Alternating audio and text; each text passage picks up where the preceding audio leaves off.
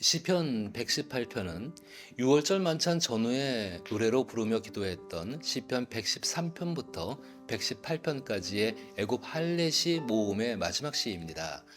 또한 시편 118편은 지금의 신앙인처럼 자신이 좋아하는 찬송이나 찬양을 하는 것처럼 유대인들이 자연스럽게 노래로 부른 일상적인 신앙의 언어가 담겨 있어서 유대인들에게 매우 익숙한 시이며 기도입니다.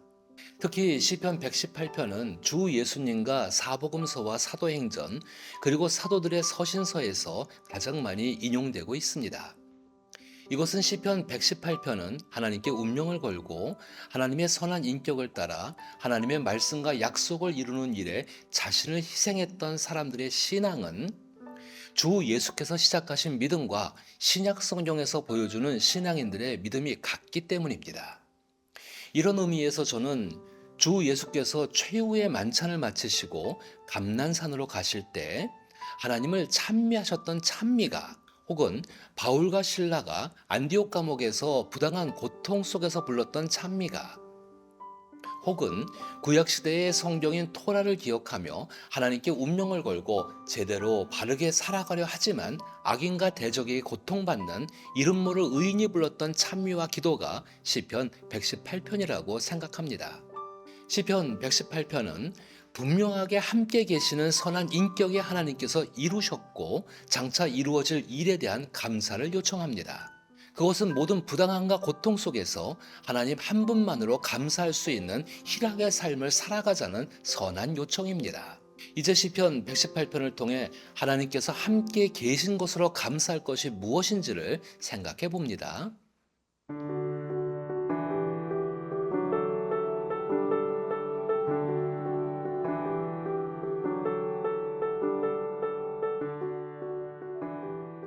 1절부터 4절은 선하신 하나님의 인격에 대한 감사입니다. 여호와께 감사하라. 그는 선하시며 그의 인자하심이 영원하미로다. 이제 이스라엘은 말하기를 그의 인자하심이 영원하다 할지로다. 이제 아론의 집은 말하기를 그의 인자하심이 영원하다 할지로다.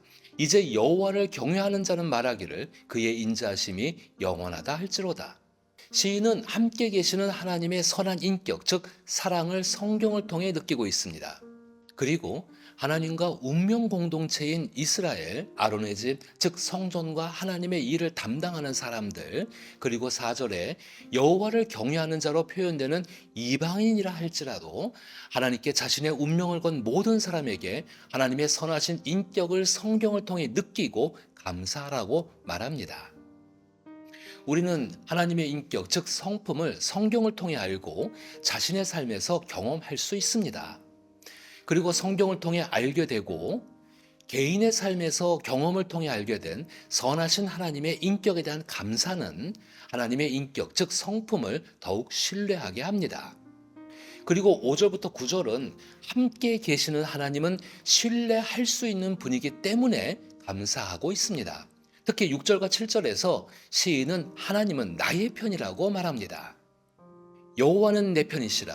내가 두려워하지 아니하리니 사람이 내게 어찌할까. 여호와께서 내 편이 되사 나를 돕는 자들 중에 계시니 그러므로 나를 미워하는 자들에게 보응하시는 것을 내가 보리로다.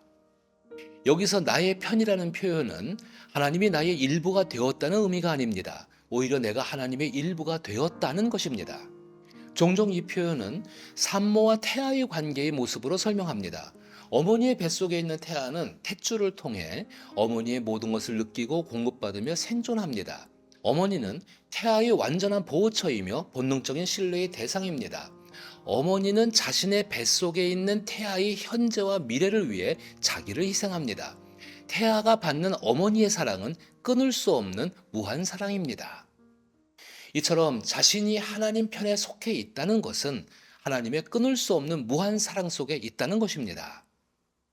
사랑은 신뢰와 비례합니다. 하나님을 신뢰하는 나의 생각과 결단과 행동은 자기 안에서 하나님의 선한 사랑의 인격으로 더욱 하나님을 신뢰하게 합니다. 이 같은 반복적인 신뢰는 세상을 이기는 믿음으로 성장합니다. 주 예수의 기도는 언제나 하나님께 대한 무한 신뢰 속에 들여졌습니다. 사람의 생각에 도저히 일어날 수 없는 일, 죽은 나사로를 다시 살리실 때 주 예수는 아버지 하나님께서 자신의 말을 들어주심을 감사하셨던 것을 기억하셔야 합니다. 그리고 이어진 10절에서 14절에서 시인은 승리하게 하시는 하나님께 감사하고 있습니다. 하나님께 속한 사람은 예수의 생명을 가진 사람입니다. 하나님께 속한 사람이 예수의 심히 큰 능력이 무엇인지를 모를 수 있지만 우리는 하나님의 심히 큰 능력이 자기 안에 있는 예수의 생명을 통해 나타난다는 것을 믿어야 합니다. 그 결과는 고린도후서 4장 8절에서 10절의 위로와 같이 우리가 사방으로 우겨 쌓임을 당하여도 쌓이지 아니하며 답답한 일을 당하여도 낙심하지 아니하며 박해를 받아도 버림받지 아니하며 거꾸로 트림을 당하여도 망하지 아니하고 우리가 항상 예수의 죽음을 몸에 짊어짐은 예수의 생명이 또한 우리 몸에 나타나게 하려 함이라 라고 시편 118편의 시인처럼 말할 수 있습니다. 이처럼 구약과 신약에서 하나님께 운명을 건 사람들이 수많은 고난 속에서 동일한 믿음을 고백으로 하나님의 승리를 경험한 것은 선한 하나님의 인격이 동일하게 믿음의 사람들을 휘감고 있다는 것을 보여줍니다. 따라서 시인은 15절에서 18절을 통해 변하지 않는 하나님의 선한 인격에 감사하고 있습니다. 15절의 의인과 의인의 장막은 하나님께 자신의 운명을 걸고 하나님의 인격을 닮아가며 하나님의 말씀을 이루기 위해 자기를 희생하는 사람과 그 사람의 집을 의미합니다. 또한 15절과 16절 그리고 17절과 18절은 의인과 의인의 집에 일어나는 서로 대비되는 현실이 있음을 말합니다. 15절과 16절은 기쁜 소리, 구원의 소리로 기뻐하며 행복한 좋은 현실입니다. 그러나 17절에서 표현한 죽지 않고 심한 경책과 같은 상황은 어쩌면 우리에게 불행하고 괴로운 것으로 다가올 수도 있습니다. 이처럼 의인과 의인의 집에도 괴로운 상황들이 벌어질 수는 있지만 그 일이 결코 계속되지는 않습니다. 그것은 의인과 의인의 집에는 여호와의 오른손의 권능이 베풀어지고 있기 때문입니다. 시인은 이 같은 표현을 통해 인간의 어떤 처지에 따라 하나님의 선하신 인격은 변하지 않는다는 것을 재차 확인시켜 줍니다. 당장이라도 죽을 것 같은 위기 중에도 결국은 하나님의 능력으로 보존되고 극복하고 일어나 어려운 중에 경험한 하나님의 일을 말하게 됩니다. 설령 죄와 허물로 인하여 하나님께 심한 야단과 징계를 받아도 그것은 의인을 죽게 하는 것이 아니라 다시 회복시키시는 하나님의 공명정대한 정의로움 속에 이루어지는 회복의 길입니다. 이런 의미에서 시편 118편은 하나님께 대한 다윗의 느낌을 많이 담고 있다고 보여집니다. 다윗은 하나님께서 친히 자신과 다른 사람, 그리고 자신의 집과 다른 사람의 집, 그리고 자신의 나라와 다른 나라의 잘못된 것을 바로 잡아 주시는 공명정대한 하나님을 신뢰하고 감사하는 믿음의 사람입니다. 그런 다윗이 항상 사모하는 것은 메시아이신 그리스도입니다. 그리고 바로 그분이 우리가 믿고 있는 구주 되신 예수 그리스도이시죠. 그것은 다윗에게 있는 산 소망입니다. 따라서 이어지는 19절에서 21절을 보면 오실 그리스도에 대한 소망이 있기에 감사할 수 있음을 보게 됩니다. 19절의 의의 문은 20절의 표현대로 여호와의 문, 즉 하나님께 직행할 수 있는 문입니다.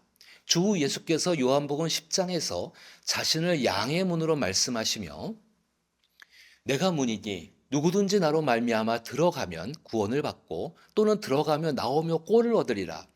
도둑이 오는 것은 도둑질하고 죽이고 멸망시키려는 것뿐이요 내가 온 것은 양으로 생명을 얻게 하고 더 풍성히 얻게 하려는 것이라 라고 말씀하십니다. 이처럼 오실 그리스도인 예수로 인해 하나님께서 이루시는 의의 문이 열렸음을 말씀합니다. 주 예수는 많은 믿음의 사람들이 소망했던 하나님께 나아가는 열린 문이십니다.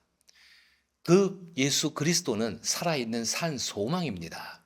따라서 자신이 예수의 이름으로 하나님께 나아갈 수 있음을 감사하십시오. 세상에서 하나님께 운명을 걸고 살아가는 사람들이 자신의 운명을 주고 계시는 하나님께 나아가 말하고 듣고 얻을 수 있고 돌아올 수 있다는 것은 복 중의 복입니다. 그렇기 때문에 우리는 22절에서 27절에서처럼 임마누엘이 되어 주실 그리스도께 감사할 수 있습니다. 주 예수는 우리와 영원토록 함께 하시는 임마누엘의 하나님이십니다. 그리고 주 예수는 복음서를 통해 드러난 행적을 통해 알 수 있듯이 친히 하나님의 인격과 모습을 당신의 삶을 통해 보여주셨습니다. 예수님을 안다는 것은 하나님을 알아간다는 것입니다. 하나님께서 예수 그리스도를 통해 이루신 것은 하나님의 말씀과 약속입니다. 그로 인해 예수의 승리가 예수께 자신의 운명을 맡긴 사람들의 승리가 되어졌습니다. 그리고 예수님의 성품을 닮아가며 24절에 이날은 여호와께서 정하신 것이라 이날에 우리가 즐거워하고 기뻐하리로다라는 표현처럼 날마다의 삶에서 항상 기뻐하고 쉬지 않고 기도하며 범사에 감사할 수 있는 행복한 희락의 삶을 살아갑니다. 그리스도 예수는 우리의 길과 진리와 생명이 되어주신 하나님의 선물입니다. 따라서 시인은 28절에서 29절을 통해 하나님께서 함께 계신 것으로 감사할 것을 요청합니다.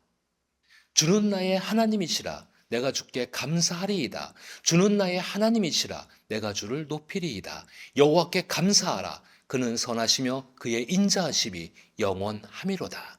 아멘. 저는 시편 118편을 묵상하며 그리스도 예수께 자신의 운명을 걸고 주 예수의 성품을 닮아가며 주 예수를 따라 하나님의 말씀과 약속을 이루기 위해 자신을 희생했던 바울의 말이 떠오릅니다. 아무것도 염려하지 말고 다만 모든 일에 기도와 간구로 너희 구할 것을 감사함으로 하나님께 아뢰라. 그리하면 모든 지각에 뛰어난 하나님의 평강이 그리스도 예수 안에서 너희 마음과 생각을 지키시리라. 아멘. 성경을 우리에게 주신 것은 예수 그리스도가 우리와 함께 계시는 하나님의 아들 그리스도임을 믿고 구원과 생명을 풍성하게 하시는 예수의 이름에 담긴 하나님의 선하신 인격, 즉 하나님의 성품을 충만하게 느끼며 증거하게 하는 것입니다. 하나님의 성품을 자기의 삶을 통해 나타내는 삶은 가장 가치 있고 고귀한 자유자로서 살아가는 것과 같습니다. 그러나 누구도 처음부터 그 삶을 능숙하게 살아낼 수는 없습니다. 오히려 그 삶은 물에서 수영을 처음 배우는 어린아이를 누군가 붙잡아 주지 않으면 물에 빠져 죽을 수도 있는 위험한 일이라고 생각합니다.